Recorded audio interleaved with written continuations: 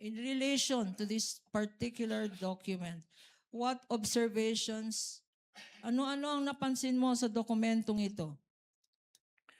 Napansin ko po na hindi po in-enumerate ng Office of the Vice President yung kanilang specific confidential activities na kanilang ginawa. Kailangan bang enumerate yan?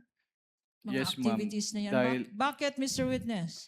doon po kasi namin tinitignan sa audit ng ICFAO kung yung kanilang confidential expenses or activities ay compliant doon sa item 4.8 ng Joint Circular 2015-01 para malaman po namin kung yung kanilang expenses ay among the allowable expenses as provided under the Joint Circular 2015-01.